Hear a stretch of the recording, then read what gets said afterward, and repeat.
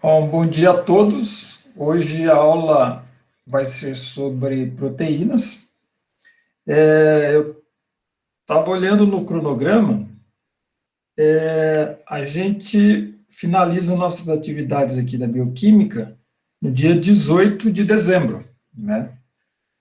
E então, dia 18 de dezembro, a gente poderia fazer a apresentação dos seminários, que a gente pode fazer online. Então, depois da aula de hoje, de proteínas, a gente fazia a divisão dos seminários. Tá? Se vocês olharem no SIGA, eu já coloquei lá os temas dos seminários, e aí hoje, depois da aula, a segunda etapa seria a formação dos grupos. Tá? Aí eu jogo no grupo do WhatsApp, e aí quem não estiver presente pode montar a equipe pelo grupo do WhatsApp também. Bom, então, proteínas. O que são proteínas? São macromoléculas, ou seja, polímeros, né, de aminoácidos, alfa-aminoácidos, e esses aminoácidos estão ligados entre si através de ligações peptídicas. Então, a gente tem um esquema aqui, uma representação de um pedaço de uma proteína, na qual nessa estrutura aqui em vermelho, em rosa, são estruturas planares, que são as ligações peptídicas. E aí a gente tem as cadeias laterais dos aminoácidos. Então, a gente tem aqui a valina, glicina, aspartato, serina, fenilalanina, alanina, lisina. Então, quando a gente tem dois aminoácidos, a gente diz dipeptídeo, três aminoácidos tripeptídeo, até 30 oligopeptídeo. Maior que 30, a gente já fala polipeptídeo. Polipeptídeo são as proteínas. Tá? Então, são macromoléculas, que pode ter centenas de aminoácidos, centenas até milhares de aminoácidos. Então, são moléculas grandes, as proteínas. Quais são as funções das proteínas no ser vivo? Então, ela pode atuar como enzimas e hormônios. Então, as enzimas são biocatalisadores, né? Biocatalisadores que aumentam a velocidade das reações químicas que ocorrem no nosso organismo. E a gente vai estudar enzimas, ter uma aula só de enzimas. As proteínas podem ser músculos e tendões, né? Proporcionam no corpo o elemento do movimento. Tá? Então, tem essa parte estrutural no ser vivo, né? Cabelo, pele e cabelo também são proteínas. Pele, cabelo, a unha. A gente vai ver hoje que tem a queratina, que é um tipo de proteína, que é uma proteína fibrosa. Tem a fibroína da seda. Então, oferece revestimento externo, né, até mesmo de proteção. Tem a hemoglobina, que a gente vai ter uma aula só de hemoglobina, que é uma proteína transportadora, que transporta o oxigênio dos pulmões até os tecidos, né, e nos tecidos, pelas vias metabólicas ali, na cadeia de transporte de elétrons, o oxigênio ele é consumido na respiração celular. E as proteínas também são anticorpos, né, que aí atua como proteção no ser vivo contra doenças, né, infecções, seja virais, bacterianas, e por fungos, então outros tipos de doença. Então, as proteínas têm uma função no ser vivo, né, bastante abrangente. E além disso, que a proteína ela é um alimento, né? A carne que a gente come, o ovo é rico em proteína, o leite também tem proteína, então serve também como alimento. Da onde que vêm as proteínas? Como é que as proteínas que o ser vivo, né, que o ser humano sintetiza? Da onde é que vem? Então, um pouquinho de biologia molecular, celular. Então, no núcleo do ser humano, do ser vivo, tem o DNA. E o DNA, ele produz o RNA mensageiro. Então, tem o processamento ali do RNA, e aí produz o RNA mensageiro. E lá nos ribossomos, no citoplasma, né, o RNA mensageiro ele traz a mensagem da sequência de proteína. Então, a cada 3 nucleotídeos ali do RNA mensageiro é chamado de códon. Cada 3 códon codifica um aminoácido.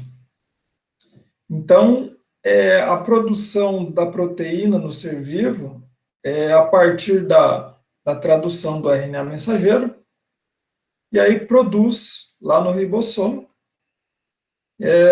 a proteína.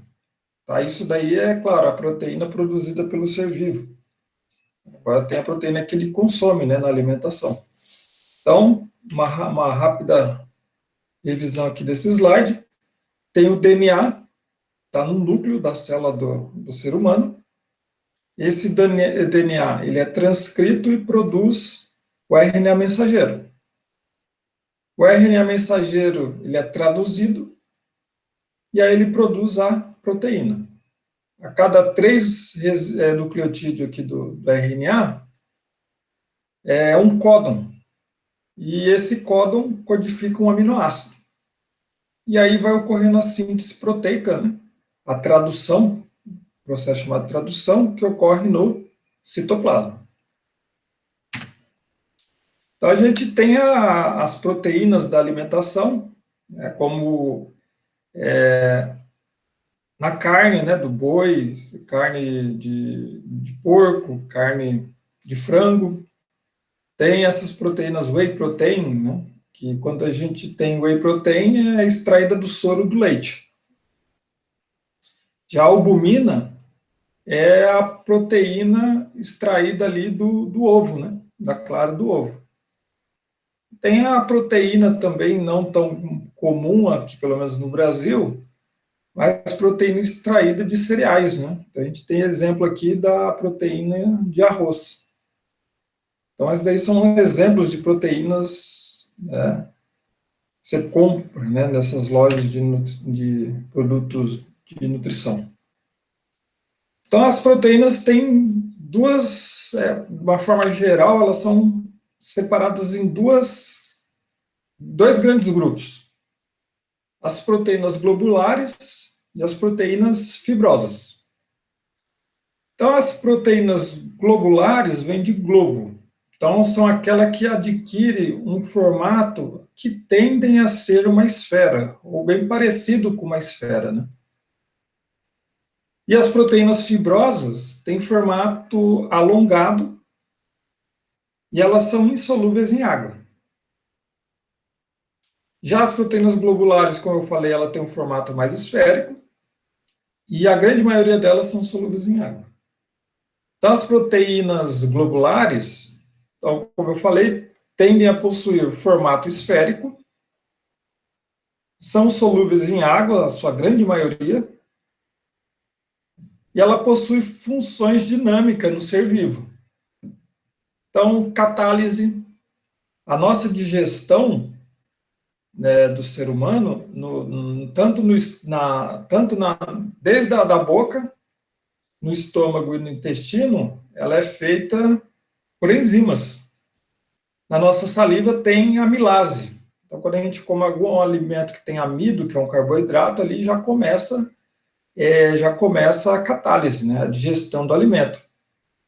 Aí chega lá no nosso estômago, tem a pepsina, que é uma proteína, uma enzima que degrada proteínas e já está em ambiente bem ácido, né, no estômago. E aí no intestino tem várias outras, tem a tripsina, a quimotripsina, no caso de digestão de proteínas, né. Então, a nossa digestão, de uma forma geral, ela é feita através de digestão enzimática. Então, as proteínas que degradam os alimentos, né, que são as macromoléculas, de uma forma geral. Aí degrada essas macromoléculas em moléculas pequenas, e aí elas são absorvidas no nosso organismo. Então, as proteínas têm função de transporte. Um exemplo clássico é a hemoglobina, a mioglobina também, a gente vai ter uma aula só disso, que é o transporte de oxigênio. Anticorpos, né, anticorpos, de uma forma geral, são proteínas também, proteínas de defesa. A gente tem proteínas que são hormônios, no caso a insulina. A insulina é um hormônio, né, que ela é liberada ali quando tem glicose no sangue. A insulina, ela faz com que a glicose seja absorvida pela célula. Então, as proteínas, de uma forma geral, ela tem uma série de função no ser vivo. E agora as proteínas fibrosas. Então, ela tem um formato alongado, elas são insolúveis em água, tá? Por quê? Porque ela tem na sua estrutura os aminoácidos apolares, ou seja, resíduos hidrofóbicos. Hidrofóbicos seria assim, entre aspas, tem medo de água, vamos dizer assim, não interagem com a água. Então, esses aminoácidos com cadeia lateral apolar, eles são pouco solúveis em água. Então, faz com que as proteínas fibrosas sejam insolúveis em água. E as proteínas fibrosas têm a sua função basicamente estrutural, tá? Tendões, pele, unha, cabelo. Na matriz ali óssea também tem proteínas fibrosas. Então, proteínas fibrosas têm função basicamente estrutural no ser vivo. Agora, as proteínas, vamos trabalhar aqui as proteínas globulares. De uma forma geral, ela tem 4 níveis de organização, ou seja, 4 níveis de estruturas: primária, secundária, terciária e quaternária. Essa figura aqui central no slide é um resumo, né, da estrutura primária, secundária, terciária e quaternária. Então, a gente vai detalhar, né, essas estruturas nos próximos slides. O que seria a estrutura primária de uma proteína? Seria a própria sequência de aminoácidos. A gente tem 20 principais aminoácidos. Existem outros? Existem. Mas existem os 20 principais, aqueles que estão, na sua grande maioria, nas proteínas. Então, na proteína, a sequência desses aminoácidos é a própria estrutura primária. E quando a gente vai analisar a estrutura primária, a gente sempre olha do sentido N-terminal. N-terminal é o grupo amino dos aminoácidos, que ele vai estar no lado esquerdo, para o sentido C-terminal, que é onde tem o grupo ácido, a carboxila do aminoácido. Então, se a gente olhar aqui, ó, tem uma figura aqui embaixo, onde essas estruturas planares são as ligações peptídicas, tá? Onde ligam os aminoácidos. E essas bolas aqui em roxo são as cadeias laterais dos aminoácidos, tá? Então, se a gente olhar aqui um pequeno trecho da proteína, aqui, ó, um tripeptídeo, mas vamos imaginar que seria, como a proteína são macromoléculas, vamos imaginar um pequeno trecho, né, de 3 aminoácidos dessa proteína. Então, se a gente tem aqui a alanina, serina e lisina. E depois a gente tem lisina, serina e alanina. Então, esses são estruturas diferentes, apesar de ser formada pelos mesmos aminoácidos. Porque se a gente olhar o N-terminal aqui, onde tem o grupo amino, é o N-terminal, o grupo amino da alanina. E aqui a gente vai ter o carboxy terminal da lisina. Já nessa estrutura aqui, praticamente a gente inverteu, entre aspas, né? A gente inverteu.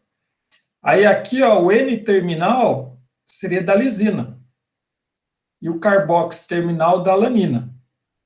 Ó, aqui em cima, o carboxy terminal seria da lisina.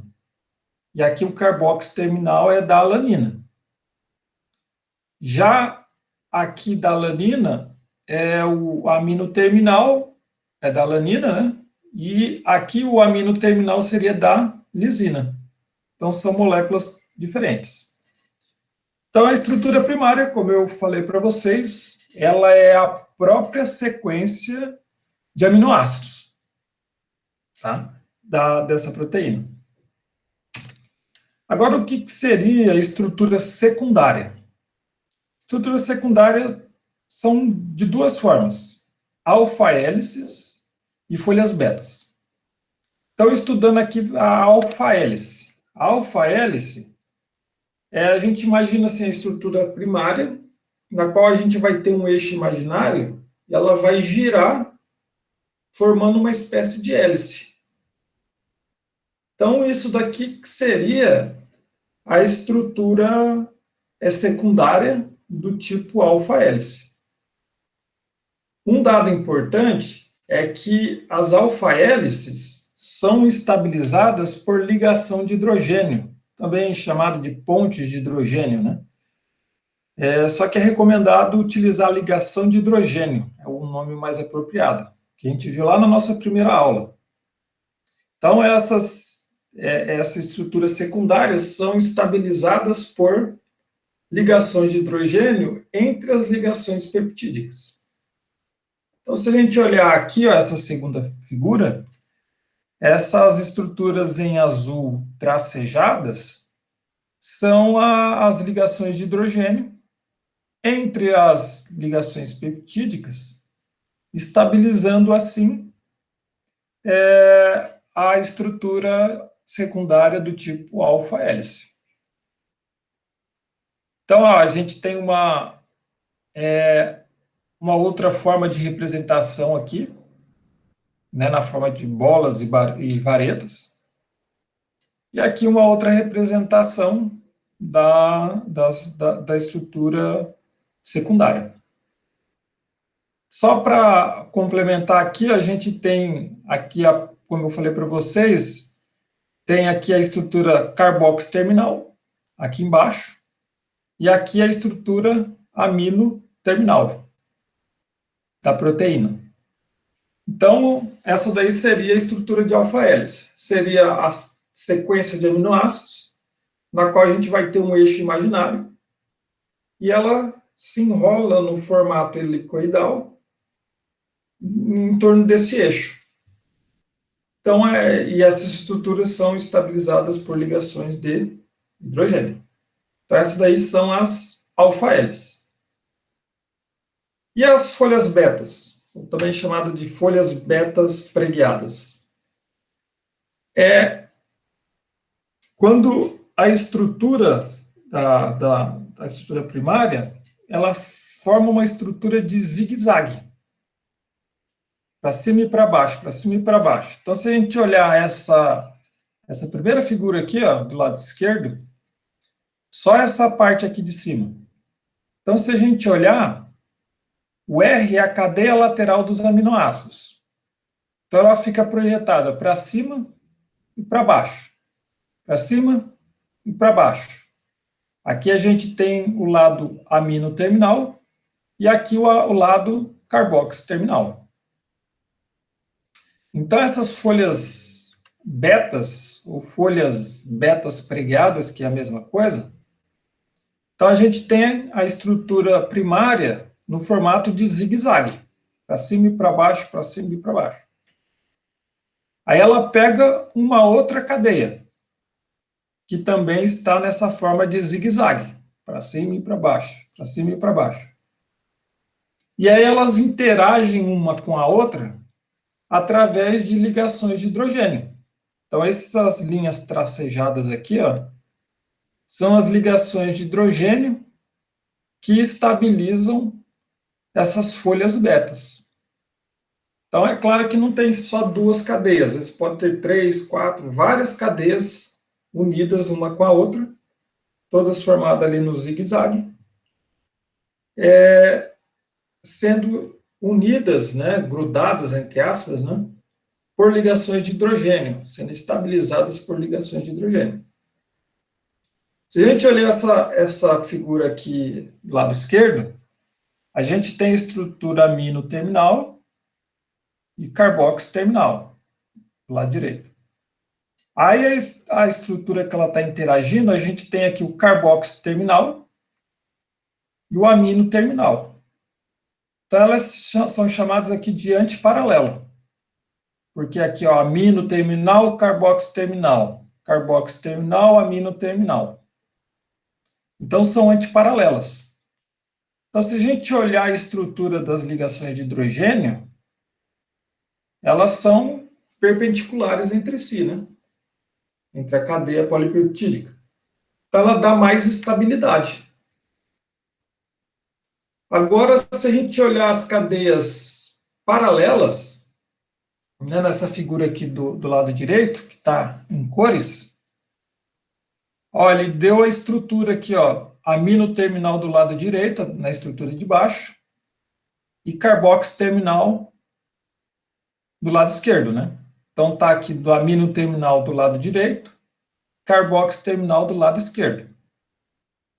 Aí, quando ela interage com uma estrutura paralela, que é amino terminal com carboxo terminal, essas interações também são estabilizadas por ligações de hidrogênio, que estão mostradas aqui por essas linhas tracejadas em rosa.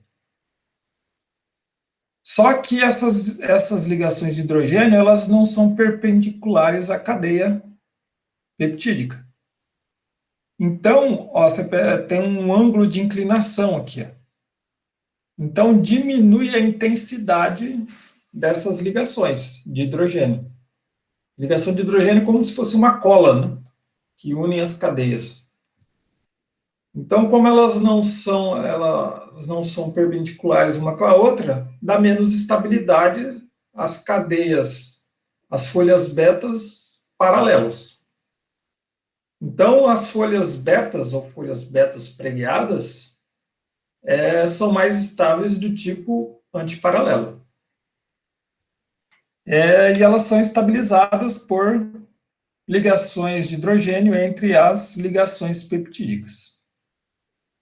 Então, isso daí seria a estrutura secundária de uma proteína. Agora, o que seria a estrutura terciária dessa proteína? É o dobramento final da cadeia polipeptídica. Então, se a gente imaginar um arame farpado, por exemplo, só uma comparação, onde as farpas ali do arame, cada farpa daquela ali é um aminoácido.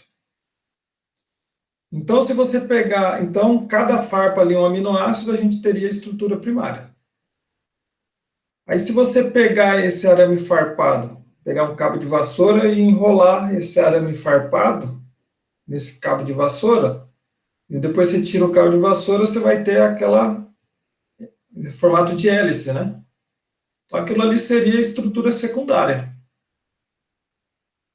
Agora, se você pegar essa hélice e dobrar ela, aí a gente tem a estrutura terciária, que seria o dobramento da cadeia polipeptídica. Então, esse dobramento que forma uma espécie de novelos, né, essa estrutura tendendo a ser esférica, é chamada estrutura 3D ou estrutura terciária. Então, a gente tem aqui como exemplo a mioglobina, que é uma proteína transportadora de oxigênio no sangue, que ela tem 80% de alfa-hélice. Então, essa daqui e tem um grupo prostético que a gente vai estudar melhor, né, tanto na hemoglobina como na mioglobina, que esse grupo prostético é um grupo onde o oxigênio vai se ligar nele, tem um ferro nesse grupo prostético, e o oxigênio vai se ligar ali. E através de uma série de interações que o oxigênio, quando chega ali no músculo, ele é liberado. Quando chega lá no pulmão, o oxigênio é ligado a esse grupo prostético. Então, como que essas estruturas terciárias são estabilizadas?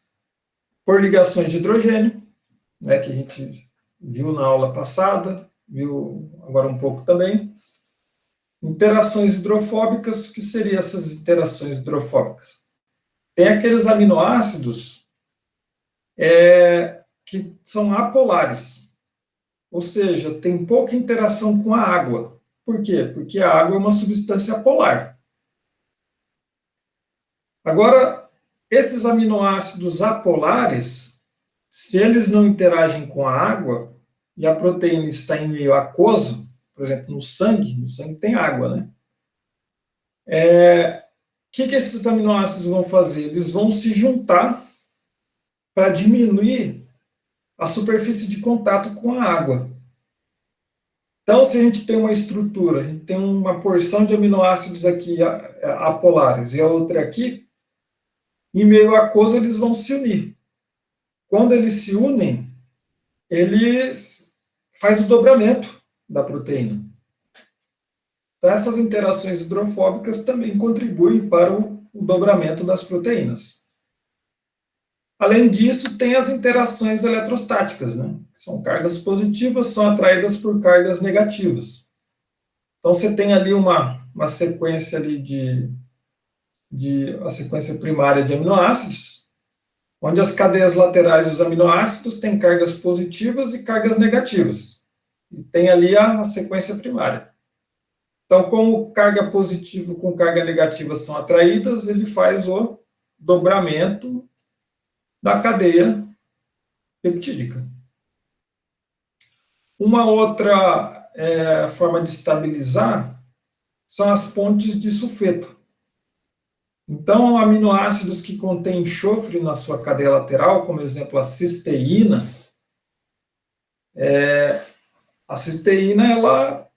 ela forma essa ponte de sulfeto, que é uma ligação covalente, uma ligação forte.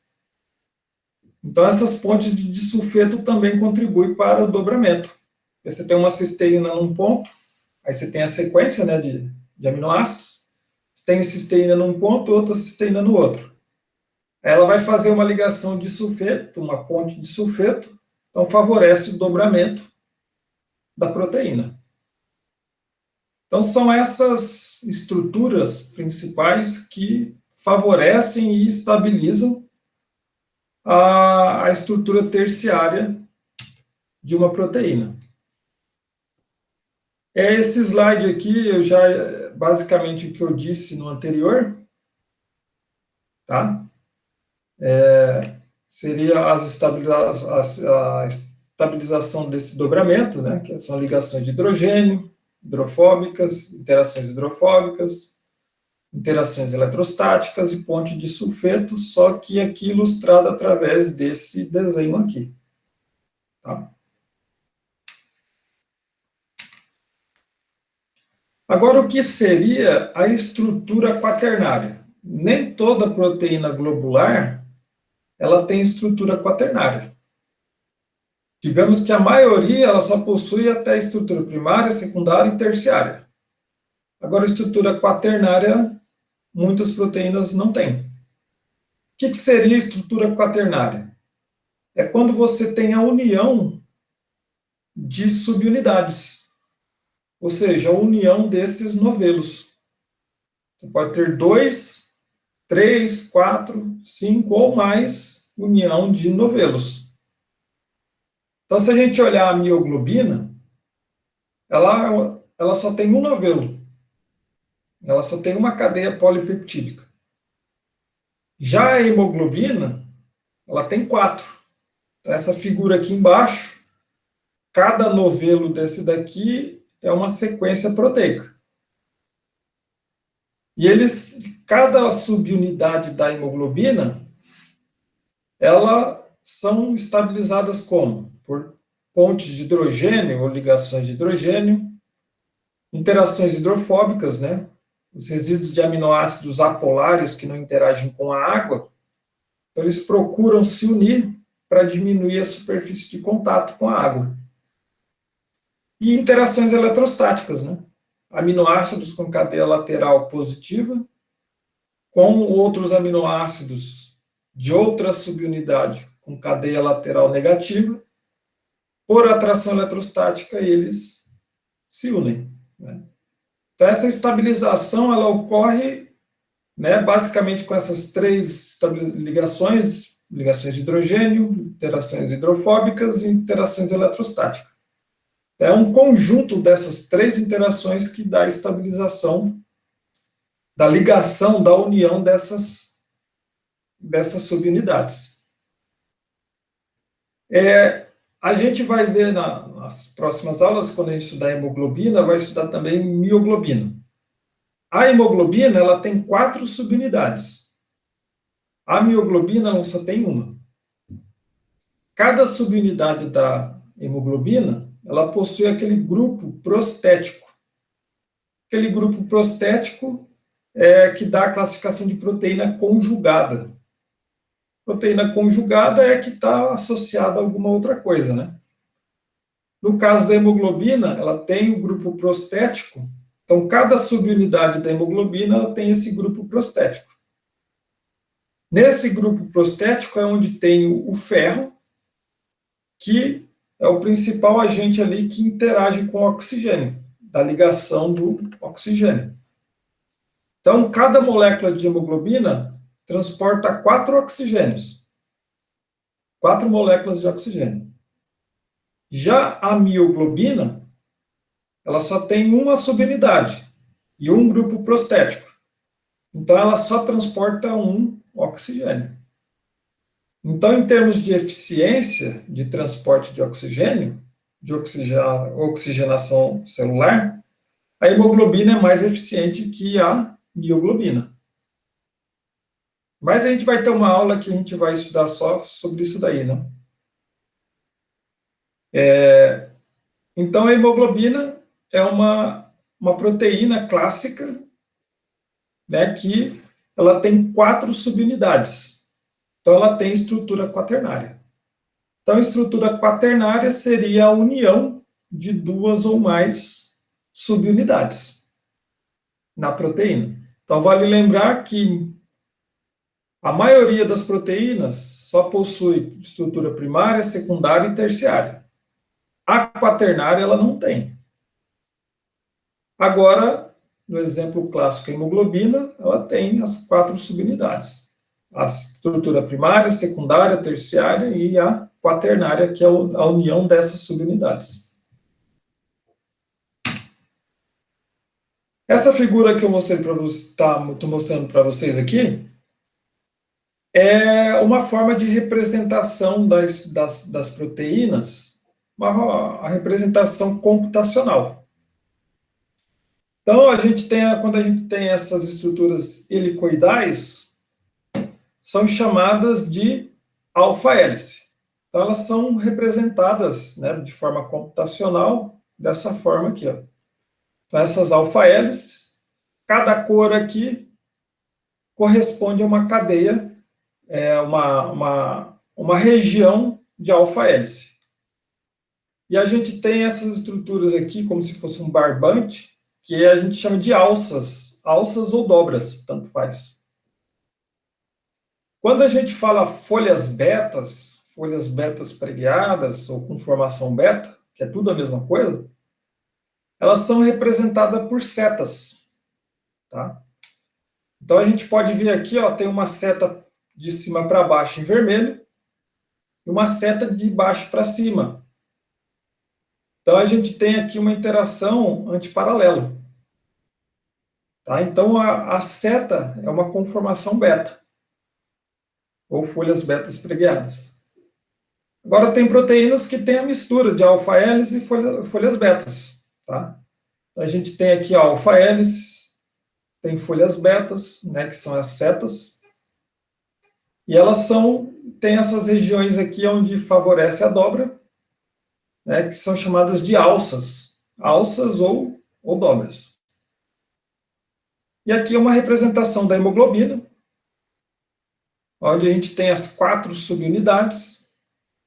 A gente tem o grupo prostético, também chamado grupo M, né? Grupo prostético ou grupo M, na hemoglobina, que é onde o oxigênio vai se ligar. Então, a proteína, que como ela tem alguma coisa que não proteica junto com ela é considerada uma proteína conjugada. Agora, se ela só tiver proteína mesmo, a cadeia polipeptídica, aminoácidos, é considerada uma proteína simples.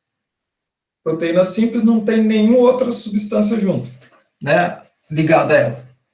Já as proteínas que têm alguma coisa não proteica ligada a ela, é proteína conjugada. Então, na hemoglobina, nós temos esse grupo M, esse grupo prostético.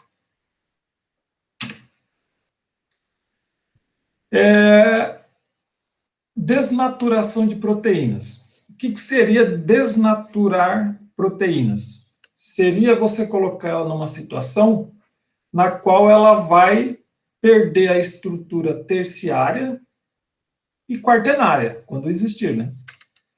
Então, exemplo na figura do lado aqui, o ovo cru, que o ovo ele é rico em proteína, né, principalmente a clara dele. Então, quando você frita o ovo, você coloca em altas temperaturas e ocorre a desnaturação das proteínas. Então, aí o ovo vai ficar frito. Então, a forma desnaturada, ela fica essa coloração esbranquiçada no ovo. Então, a desnaturação é a perda da estrutura terciária ou quaternária. Quando a gente olha a clara do ovo, as proteínas que estão ali são, em grande maioria, são proteínas globulares, solúveis em água. Agora, quando você desnatura uma proteína, ela fica insolúvel, porque ela perde a estrutura terciária, perde a estrutura quaternária. Então, ela fica insolúvel em água. Agora, vale lembrar que a desnaturação de proteínas, ela não perde a ligação peptídica. A ligação, para você romper uma ligação peptídica, são condições bastante energéticas. Ou se você tiver uma enzima, né? Uma protease, a protease hidrolisa a ligação peptídica de forma fácil, em condições apropriadas, né? Agora, quimicamente, para você quebrar uma ligação peptídica é bem energética, condições bem energéticas. Você vê como que a ligação peptídica, né, é bastante estável. Então, como que você desnatura uma proteína? Então, altas temperaturas, aí você faz com que ela perca a estabilização da estrutura terciária, quaternária. Extremos de pH, ou seja, você coloca em pH muito ácido, ou pH muito básico, e aí esses extremos de pH desnaturam a proteína, porque vai alterar o estado de ionização da cadeia lateral desses aminoácidos. Então, vai ocorrer a ruptura dessas estabilizações. Outra coisa é detergente. A ação de detergente também ele interage ali com os aminoácidos, principalmente hidrofóbicos, e aí ele também ele contribui para a desnaturação de proteínas. Agitação mecânica vigorosa. Então, você pegar o ovo, a clara do ovo, e bater ali com um garfo, ou com a batedeira ali, você vai ver que ela vai mudar de coloração, porque a agitação mecânica também contribui para a perda da estrutura terciária da proteína. Uma outra forma é você colocar em alta concentração de sal. Você coloca alta concentração de sal, ela precipita, né? E a presença de solventes. Solventes seria éter, álcool, né, éter etílico, clorofórmio. Então, todas as substâncias favorecem a perda da estrutura terciária. Então, a gente tem essa figura aqui embaixo. A gente tem uma estrutura proteína na forma original, enovelada, né? Então, a gente tem aqui ó, a estrutura terciária dessa proteína. Nesse caso aqui, a gente não tem estrutura quaternária. Aí a gente submeteu ela à desnaturação, e aí ela ficou desnaturada, ou seja, sem a estrutura tridimensional, sem a estrutura secundária, ela ficou só com a estrutura primária. Ela manteve a estrutura primária. Então, isso daí seria a desnaturação de proteínas. Então, um exemplo, quando a gente está com febre alta, ou seja, a temperatura do nosso corpo está acima ali dos... Média ali é 36, alguma coisa, 36,5 a nossa temperatura, né? Mas quando a gente está com uma febre alta ali, 39, 40 graus Celsius, o que acontece? A gente tem as nossas enzimas no nosso organismo. No sangue tem várias, né? Então, aumentando, essas enzimas estão acostumadas a trabalhar o quê? A 36,4, 36,5 graus Celsius. Se você aumenta a temperatura, no caso da febre, essas enzimas a gente vai, quando estudar as enzimas, a gente vai ver que as enzimas vão começar ali a uma desnaturação. Então, por isso que a gente começa a passar mal quando a gente está com febre. Que aí as nossas enzimas ali vão ter um início de desnaturação. Eu não digo que vai ter uma desnaturação total, mas vai ter uma pequena mudança ali na estrutura das enzimas. E ela vai perder, ela vai diminuir a atividade. As enzimas são biocatalisadores, então ela catalisa a reação na ordem, aí, dependendo até de 1 milhão de vezes, aumenta a velocidade, de 1 milhão de vezes a velocidade.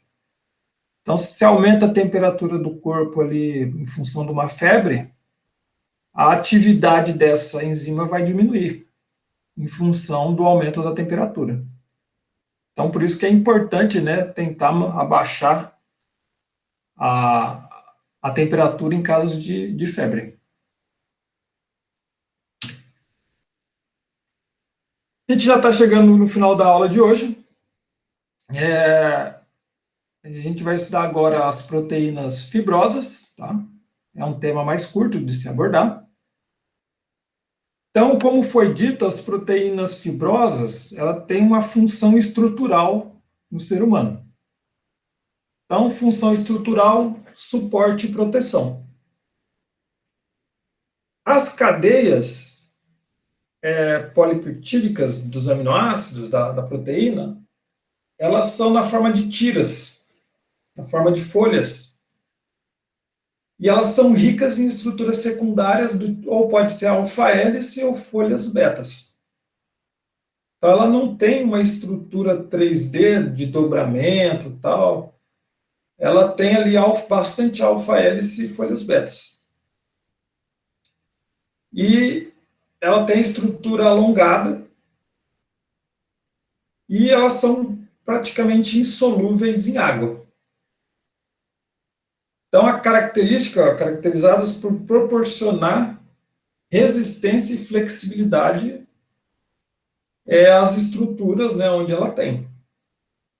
E elas são insolúveis em água. Então, por exemplo, nossos dedos, aqui, ó, nas articulações, tem colágeno.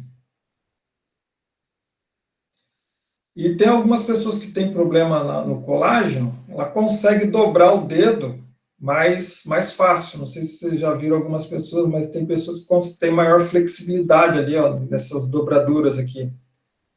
Que algumas pessoas que têm deficiência, né, tem uma deficiência na produção do colágeno, que a gente já vai ver no próximo slide, que favorece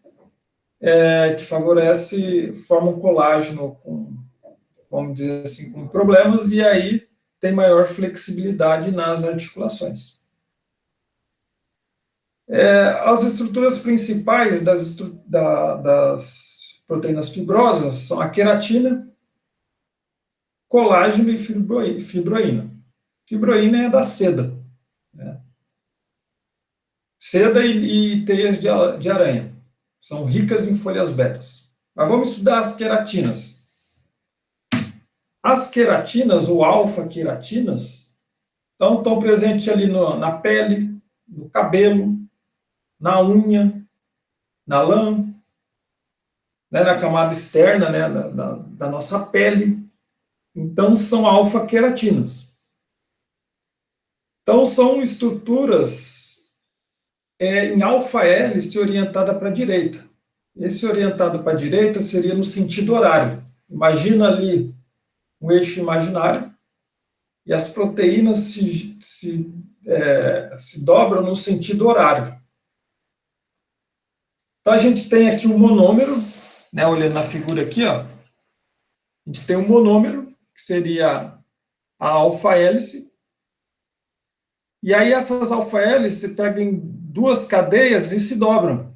Então, a gente tem o dímero. Então, a gente tem o dímero dessa estrutura. Aí, quando esses dímeros se interagem entre si, a gente tem a protofibrila. Então, quando dois ou mais dímeros enovelados se interagem, aí tem a protofibrila. E aí, quando você tem várias associações dessa protofibrila, você tem a fibrila, que são essas estruturas aqui tubulares. E quando você tem a associação dessas fibrilas, você tem esse filamento. Então, um fio de cabelo é formado de muitos filamentos. Então, isso daqui poderia ser uma representação genérica do fio de cabelo. Então, como eu disse, elas são ricas em aminoácidos com cadeia lateral apolar, também chamado de hidrofóbico, que é a mesma coisa. Então, alanina, valina, leucina, isoleucina, metionina, fenilalanina. É claro que a gente não precisa decorar, né, esses aminoácidos, né? O arranjo similar forma as estruturas superenoveladas, né, que formam esses filamentos, conforme foi dito aqui. E a interação hidrofóbica entre esses aminoácidos, então, como a cadeia principal ali, ela é rica em resíduos hidrofóbicos, ou seja, apolares, com a cadeia lateral apolar, então essas interações hidrofóbicas, porque esses aminoácidos hidrofóbicos tendem a se unir para diminuir a superfície de contato com a água. Então essas interações hidrofóbicas que estabilizam, né, de forma majoritária a estrutura dessas alfas-queratinas. Então, a queratina é uma estrutura estritamente, né, estrutural. Né? Então, são cabelos, unhas, né, no caso dos animais, os cascos, chifres, lã, né?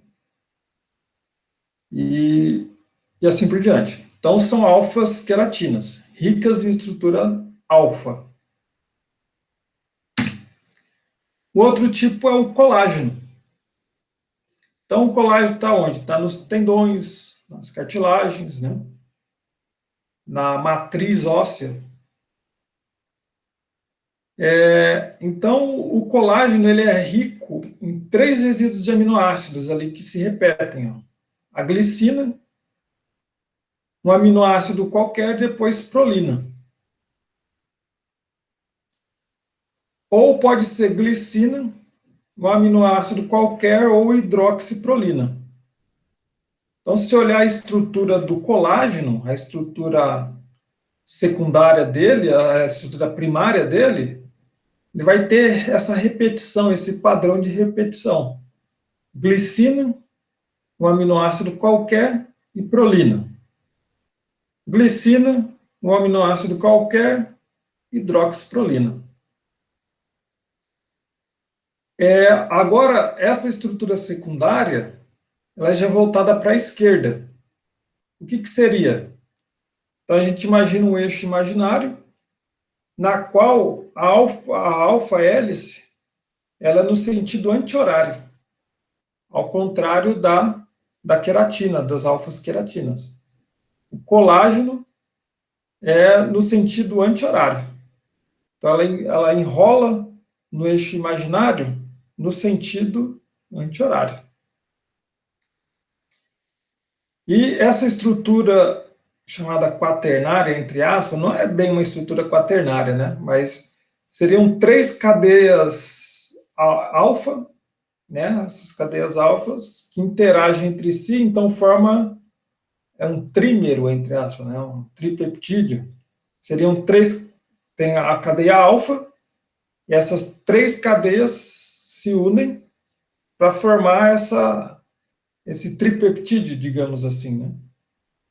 Aí forma a microfibrila do colágeno, a fibrila e as fibras do colágeno.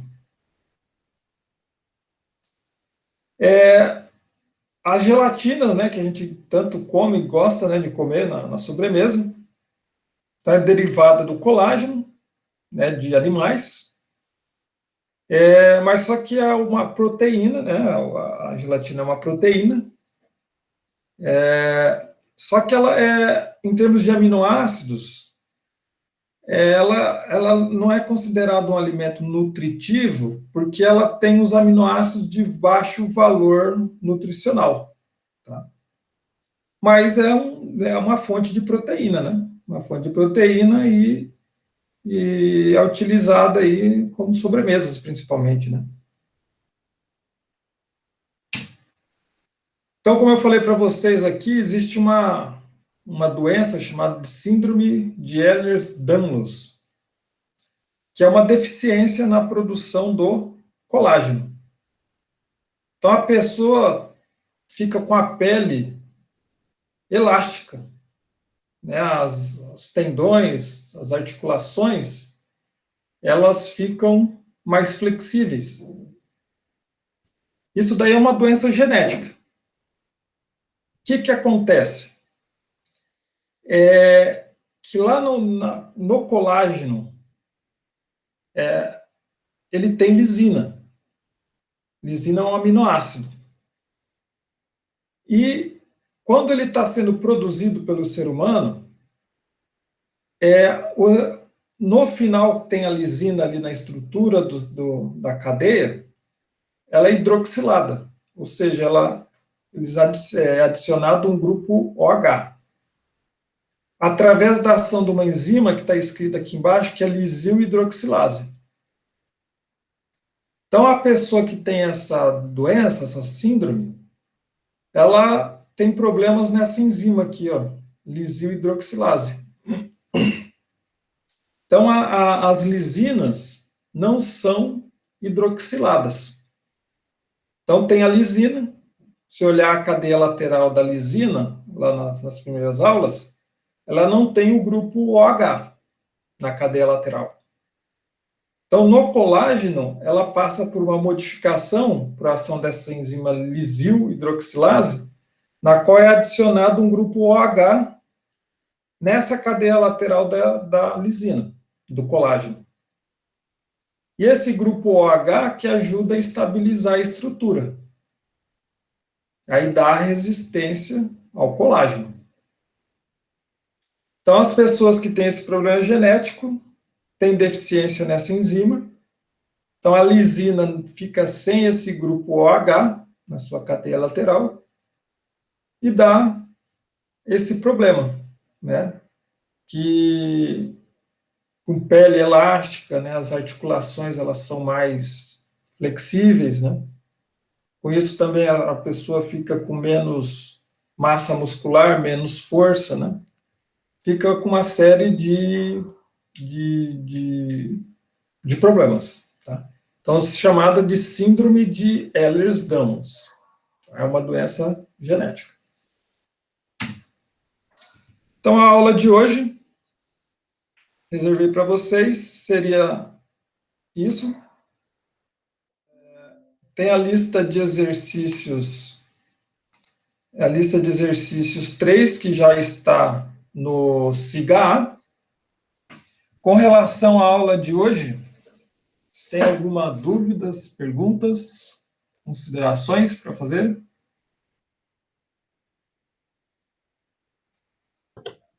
Não, professor, foi bem tranquilo. Então, a gente poderia fazer agora uma pausa, né, pelo menos de uns 20 minutos, e aí depois a gente retornar para fazer a divisão dos seminários. Podemos fazer assim? Pode ser. Ó, agora são, no meu relógio aqui, 9h04. Podemos voltar 9h30? Sim. Sim? Então, 9h30 a gente retorna para fazer a divisão das equipes dos seminários. Beleza? Então, eu vou fechar a câmera aqui e a gente retorna 9h30. Até mais. Tchau.